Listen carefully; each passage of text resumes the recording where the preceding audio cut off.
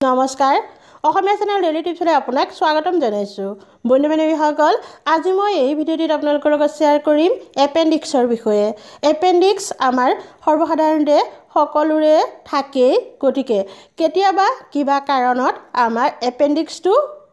বিষাবলৈ ধৰে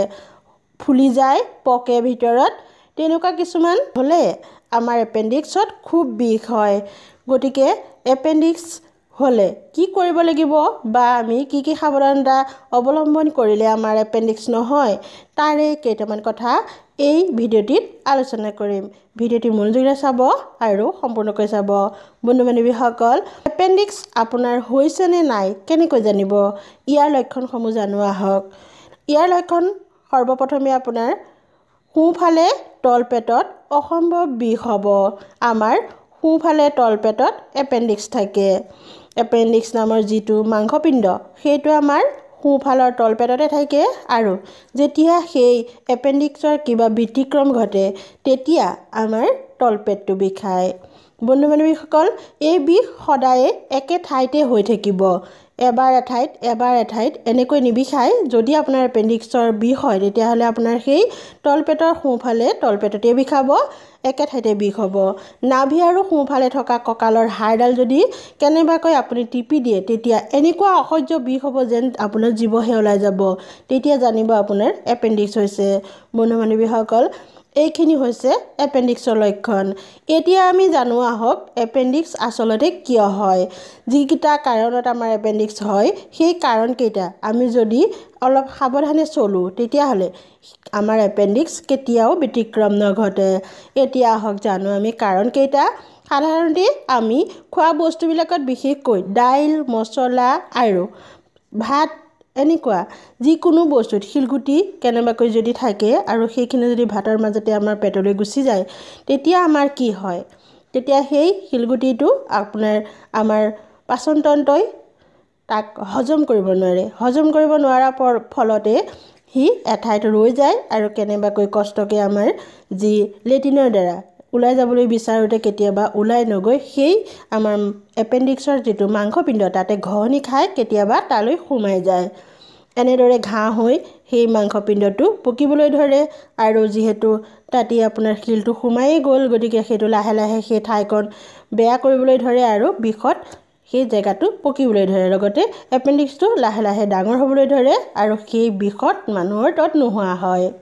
এতিয়া হওক আমি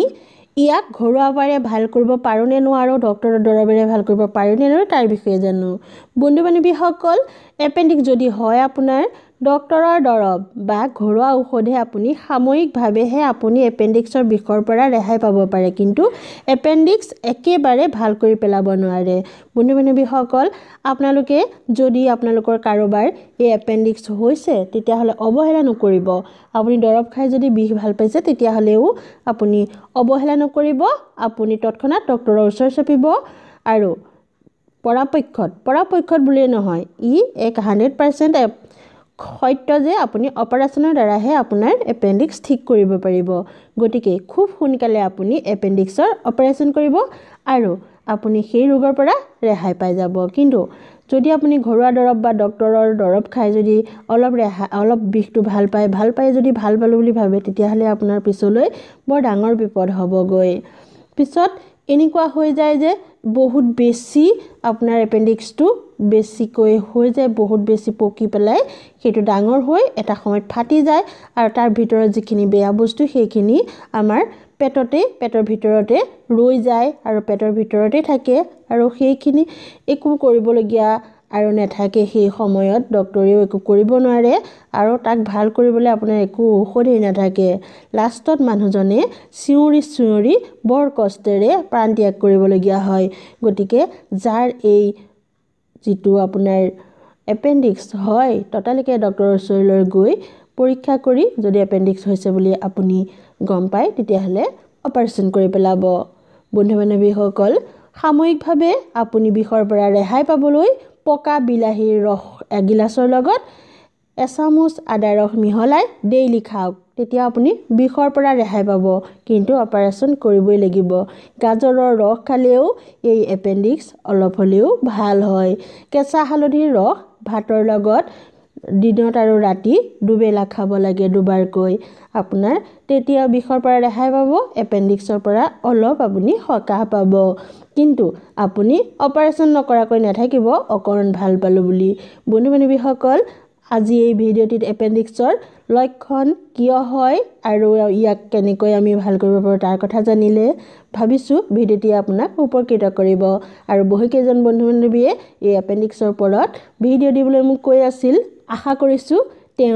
তেওঁলোকৰ যি ভিডিঅ' পাইছে আৰু ভাল লাগিছে যদি তেনেহলে লাইক কৰিব চেনেলটি সাবস্ক্ৰাইব কৰিব যদি এই চেনেলটি আপোনাৰ ভাল লাগে বন্ধু বান্ধৱীসকল এনেকুৱা ভিডিঅ' লৈ মই আপোনালোকৰ মাজলৈ আহি থাকিম আজিলৈ আহোঁ নমস্কাৰ